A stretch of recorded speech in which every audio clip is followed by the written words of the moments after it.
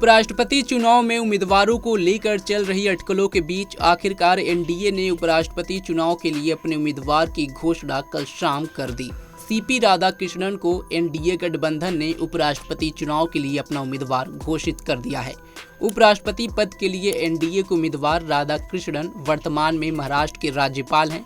CP Radhakrishnan की उम्मीदवारी से जुड़ी जानकारी बीजेपी अध्यक्ष और केंद्रीय मंत्री जेपी नड्डा ने प्रेस कॉन्फ्रेंस में दी है।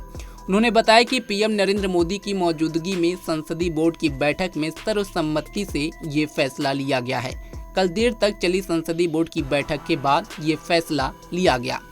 सीपी राधाकृष्णन का पूरा नाम चंद्रपूरम पोन्नुसामी राधाकृष्णन है। ये बीजेपी के पूर्व वरिष्ठ नेता हैं और लंबे समय तक संगठन में सक्रिय रहे हैं। वे 2 बार लोकसभा सांसद रह चुके हैं और पार्टी की तमिलनाडु इकाई के अध्यक्ष पद पर भी कार्य कर चुके हैं। सीपी राधाकृष्णन ने दक्षिण भारत में भाजपा के विकास में महत्वपूर्ण भूमिका निभाई है। वे तमिलनाडु के कोयम्बटूर से 2 बार लोकसभा के लिए चुने गए थे। उन्होंने यहाँ 2 बार 1998 और 1999 में जीत हासिल की, लेकिन उसके बाद उन्हें 2004, 14 और 19 में लगातार 3 बार कोयम्बटूर से हार का सामना करना पड़ा। फरवरी 2023 में उन्हें झारखंड का राज्यपाल नियुक्त किया गया। झारखंड के राज्यपाल रहते हुए उन्हें तेलंगाना के राज्यपाल और पुदुचेरी के उप राज्यपाल का अतिरिक्त कार्यभार भी सौंपा गया था। इसके बाद जुलाई 2024 में वे महाराष्ट्र के राज्यपाल बने। राधाकृष्णन ने अपने राजनीतिक जीवन की शुरुआत छात्र आंदोलन से की थी। 2007 में जब वे तमिलनाडु के प्रदेश अध्यक्ष थे, उन्होंने राज्य में 93 दिनों की 19,000 किलोमीटर लंबी रथ यात्रा की थी। इस यात्रा में उन्होंने मुख्य रूप से नदी जोड़ो, आतंकवाद, समान नागरिक संहिता, अस्पृश्यता और नशे के दुष्परिणाम जैसे मुद्दों पर ध्यान आकर्षित किया।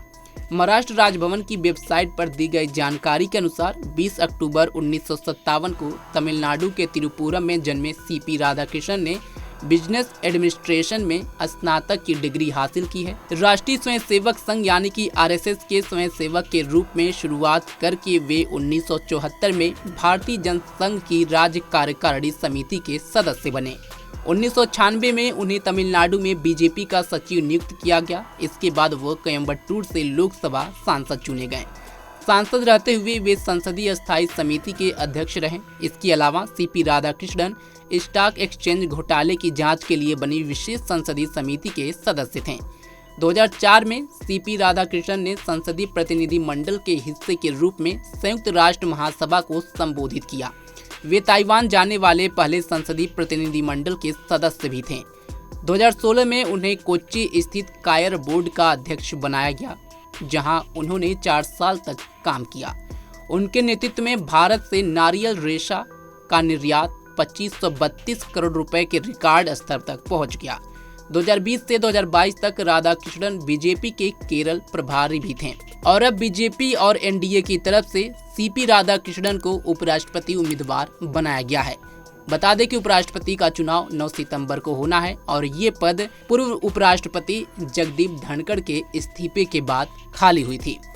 फिलहाल अभी के लिए बस इतना ही। देश दुनिया की तमाम खबरों के लिए जुड़े रहे हमारे साथ और देखते रहें punjabkesari.com। धन्यवाद।